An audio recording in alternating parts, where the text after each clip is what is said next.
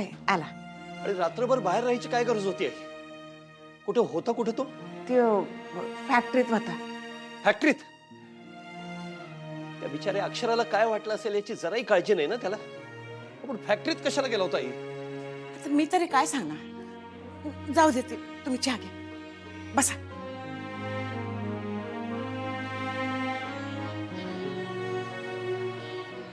अक्षरा, काय अजून? अक्षरा जायला नकोय आई. मला बी वाटतंय ते नग जाया. तुम्ही बोलता का एकदा तिच्याशी? बोलून बघा ना प्लीज. अहो ते आता नवरा बायको दोघं बोलत असतील ना. अधिपती बोलत नसेल तिच्याशी, भांडत असेल भुवनेश्वरीची बाजू घेऊन. अहो नवरा बायको आहेत, भांडायचेच. जिथं प्रेम आहे ना तिथं भांडण आलंच बघा. हे प्रेमाचं भांडण नाही नाही, हे तुमच्या मुलीनं मुद्दाम लावलेलं भांडण आहे. असं कोणी भांडण लावू शकत नाही. आणि मी काय म्हणते, नका काळजी करू, देव आहे नव, समजा ठीक होईल बघा. माझा देवावरचा विश्वास सुद्धा उडायला लागलाय आई. नका असं बोलू. जगात देव हाय. अहो तो समजा बघत असतो बघा.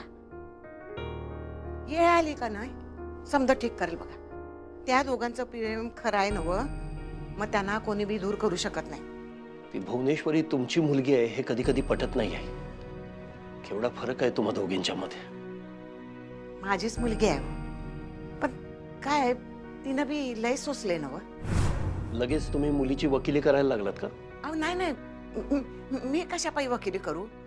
आणि माणूस काय वरून वाईटपणाचा शिक्का मारून येत नाही. परिस्थिती वाईट असते, मग माणूस तसा बनत जातो. अच्छा, म्हणजे तुम्हाला असं म्हणायचंय की भुवनेश्वरी जे काही वागतेय त्याच्यामध्ये परिस्थितीचा दोष आहे, भुवनेश्वरीचा नाही. हा परिस्थितीचा आहे, थोडा तिच्या हट्टीपणाचा पण आहे. आई तुम्ही कधी बोलत का नाही भुवनेश्वरीशी? तुम्हाला काय वाटतं मी तिला समजावलं नसेल? लय समजावलं, लय बोलले तिच्याशी. पण कसं आहे नव, एकदा का पोरं मोठी झाली नव, आई बापाचं नाही ऐकत. नाही बदलू शकत आई बाप त्यासनी. असं नाही आहे. तुम्ही नीट शब्दात बोला तिच्याशी, खडसावून बोला, तिला आरसा दाखवा. ती ब्याज जर या घरात राहणार असेल ना तर तिनं बदलायला हवं. आणि आई तुम्ही बोललं पाहिजे. आता तुम्ही अधिपतीशी बोलू शकता, तुम्ही त्याला बदलू शकता. तेच तिचं आहे. चांगली चंचीला या घरची सून करून घेतली असती. कुठल्या मुहूर्तावर ही अवदसा भेटली अधिपतीसनी कळून जाणे. अगं वाटोळ केलं का तिनं त्यांचं? आणि तिच्या अंगात एवढी मस्ती का ती तुला घराबाहेर काढायला सांगती? अगं ताई, मला चंचीनं समजा सांगितलं, तिनं तर सहनच नाही झालं ग. ती गेली तिच्या बापाकडे निघून. ताई तुला सांगते, कलियुग आहे बघ हे. तू या घरासाठी एवढं काय काय केलंस आणि तिनं तुझ्यावर कशी येळ आणली बघ. तास कर ग दुर्गे. आता नाही बस करायचं ताई. अगं तिनं तुझं लगीन मोडलं ना व, आता तू तिचं लगीन मोडल्याशिवाय गप्प राहू नकस ताई. तू तिचं लगीन मोड, तरच न्याय होईल.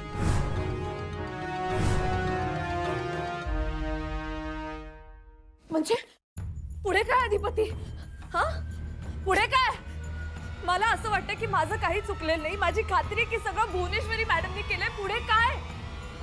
आता तुम्ही खरंच तुमचा काय तो निर्णय घ्या. म्हणजे तुम्ही खरंच मला जायला सांगताय? सांगा ना, तुम्ही खरंच मला जायला सांगताय का?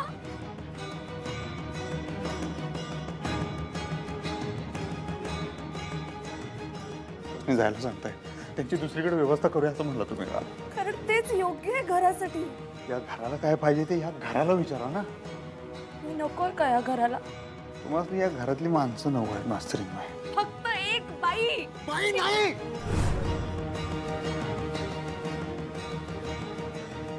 आई आई साहेब आहेत त्या आमच्या. आई नाही आहेत त्या तुमच्या अधिपती. आई नाही आहेत त्या. ताई तुला कळतंय ना व? अगं तू तुझा प्लॅन केलतास, तुझं स्वप्न पुरं व्हायच्या वाटेवर आलतं आणि ही बया आडवी आली. ताई तुला सांगते, तू का नाही तिला सोडू नगस. दुर्गे तुला किती वेळा सांगायचं हे असलं काही करत बसू नकोस म्हणून. अगं ताई असू देत ग. तुझ्या डोसक्याला काही कमी ताप आहे वय? डोसक्याला ताप आहे म्हणून तू आमचे पाय चेपायलेस मग डोसकं चेपू काय? ना ग? बस चुपचाप. तेच तर बसवना झालंय ग ताई. म्हणजे अगं ताई, तिची काय तर खबरबात काढली पाहिजे का नाही? म्हणजे बघा, तिचा सकाळ धरून काय बी आवाजच नाही का घरात. ताई, मी बघून येऊ का पटशिरी? मला तर भीतीच वाटायला. त्या मास्तरनीनं गोड बोलून बोलून का नाही अधिपतींचं मत न ग बदलाय. नाही म्हणजे बायको आहे ना ती, उग लाडा बिडात आली तर अधिपतीसनी पागा येळ लागणार नाही ग ताई. आणि तुला तर माहीतच आहे की तिच्या अंगात किती 36 नखरे आहेत ते. ताई तुला सांगू, ती काय तर करणार. मी पटशिरी जाऊन बघू का? काय गरज नाही, बस चुपचाप. ताई अगं, असं हातावर हात धरून बसलेलं कसं चालेल? त्यासनी दूर करायला काय तर प्रयत्न करायला लागेल ताई आपल्याला. आपण त्यासनी दूर करायचं नाही तर त्यासनी जवळ आणायचं, एकटं सोडायचं. दोघात तिसरा आला का नाही की माणसं जवळ येतात. माणसाची सायकोलॉजीच आहे ती. पण दोघच असली की डोसकं फोडतात एकमेकांची. त्यामुळे त्यांना लांब करायचं असेल तर आपण त्यांना दोघांनाच सोडायचं, आपण मधी पडायचं नाही. आणि असं नाही झालं तर आम्ही आमचं नाव बदलू, भुवनेश्वरीचं दुर्गेश्वरी करू.